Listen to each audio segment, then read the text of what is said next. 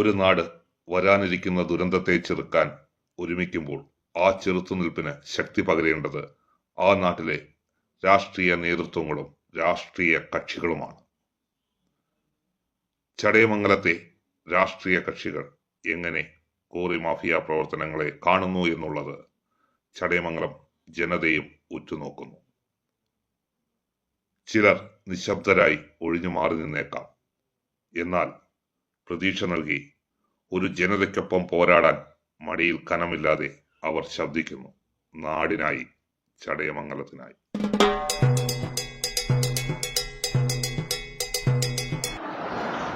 നമസ്കാരം, എൻ്റെ പേര് അശ്വതി. ഞാൻ നെട്ടേത്ര കൊല്ലോണ ഏരിയയിൽ പ്രദേശവാസിയാണ്. കഴിഞ്ഞ കുറേ നാളുകളായി ഷാക്കോറി ആയിട്ട് ബന്ധപ്പെട്ട് നമ്മൾ ഒരുപാട് പ്രശ്നങ്ങൾ അനുഭവിക്കുന്ന ഒരു പ്രദേശവാസിയാണ്.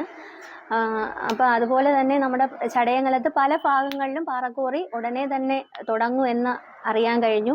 ഇനി ഒരു വയനാട് ദുരന്തം അതുപോലെ തന്നെ ഈ ചടയമംഗലത്ത് ഉള്ള പ്രദേശവാസികളും അനുഭവിക്കേണ്ടി വരും, ഈ പാറക്കോറികളെല്ലാം തുടങ്ങിക്കഴിഞ്ഞു. അപ്പോൾ അതിനെതിരെ ജനങ്ങൾ ശക്തമായി പ്രതികരിക്കണം. നമ്മളിത് ഒരു കാരണവശാലും തുടങ്ങാൻ അനുവദിക്കരുത്. ഈ പാറ ഖനനം നടത്തുന്ന വഴി ജനങ്ങളെ ചൂഷണം ചെയ്യുന്നത്.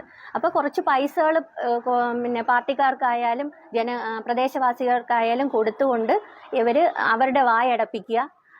പിന്നെ അത് കഴിഞ്ഞിട്ട് കുറച്ച് പേരെ അനുകൂലിച്ച് നിർത്തുക, കുറച്ച് എതിർക്കുന്നവരെ അനുകൂലിക്കാൻ വേണ്ടി കുറച്ച് പൈസ എറിഞ്ഞ് ഇതിനെ ഒന്ന് വായടപ്പിക്കുക. ഇതാണ് ഇത്രയും നാളുകൊണ്ട് ചെയ്തു വരുന്നത്. അപ്പോൾ ഇത് ഇങ്ങനെ ചെയ്തു വന്നതിൻ്റെയൊക്കെ ഒരു ഫലം എന്നുള്ള രീതിയിലാണ് ഇനി നമ്മൾ അനുഭവിക്കാൻ പോകുന്നത്. ഈ ഒരു ദുരന്തം കഴിഞ്ഞപ്പോൾ നമുക്ക് മനസ്സിലായി, നമ്മൾ ഈ പിന്നെ കൈക്കൂലി കിട്ടി വാങ്ങിച്ച് വെച്ചെന്ന പോലും ഒന്നിനും തികയത്തില്ല. കാര്യം നമ്മളൊന്നും ഇല്ലാതൊരവസ്ഥയിൽ എത്തിക്കുന്ന ഒരവസ്ഥയാണ് നമ്മളിന്ന് പത്രങ്ങളിലൂടെയും മീഡിയയിലൂടെയും കണ്ടുവരുന്നത്. അപ്പോൾ അതേ ഒരു അവസ്ഥ ചടയമംഗലത്തിന് വന്നുകൂടാ. ഞാനൊരു ആ ഏരിയയിലൊരു പ്രദേശവാസി എന്ന നിലയ്ക്ക് കഴിഞ്ഞ കുറേ വർഷങ്ങളായിട്ട് അനുഭവിച്ചത്, നമ്മളെ വീടും നമ്മുടെ ചുറ്റും പരിസരത്തും ഉള്ളവരെല്ലാം ഇതിന് ഈ പാറ ഖനനം മൂലം പല അസുഖങ്ങളായവരുണ്ട്. അതുപോലെ തന്നെ വീടുകൾ വെച്ചിട്ട് അത് പൊട്ടൽ, വെള്ളമില്ല, ഈ ഒരു അവസ്ഥയെല്ലാം കടന്നു പോയിക്കൊണ്ടിരിക്കുന്നതിനിടയിലാണ് അനധികൃതമായി പാറ പൊട്ടിക്കുക. അതായത് 4ഓ 5ഓ സർവേ നമ്പർ മാത്രം അവിടെ കൊടുത്തിട്ടുണ്ട്. ഇതിൽ മാത്രമാണ് ഈ ഷാക്കോറി ഈ പ്രവർത്തിക്കാൻ അനുമതി കൊടുത്തിരുന്നത്. അപ്പം നിലവിൽ അതല്ല. പിന്നെ ഓരോ വസ്തുവും വാങ്ങി അതിൽ കയറി അങ്ങ് ഇന്ന് വാങ്ങും, നാളെ അങ്ങ് പൊട്ടിക്കും. ഈ ഒരു അവസ്ഥയായിരുന്നു കഴിഞ്ഞ കുറേ വർഷങ്ങളായി നടന്നുകൊണ്ടിരുന്നത്.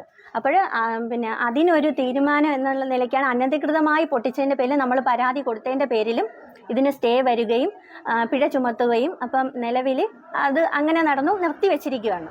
ഇപ്പം അത് പുനരാരംഭിക്കാൻ പോകുന്നു. പഴയ കോറി വീണ്ടും പുനരാരംഭിക്കാനുള്ള അനുമതി എങ്ങനെ കിട്ടി, ഏത് വഴിക്ക് പൈസ എറിഞ്ഞാണ് കിട്ടിയത്? അപ്പം ഈ ഉദ്യോഗസ്ഥർ കണ്ണടയ്ക്കുന്നത് കൊണ്ടാണ് നമ്മളെപ്പോലുള്ള ജനങ്ങൾ ഈ ചൂഷണത്തിന് ഇടയാവുന്നത് തന്നെ. അപ്പം ഇതിനെ അനുവദിക്കരുത്. നമ്മൾ ശക്തമായി ഈ പ്രദേശവാസികൾ പ്രതികരിക്കും.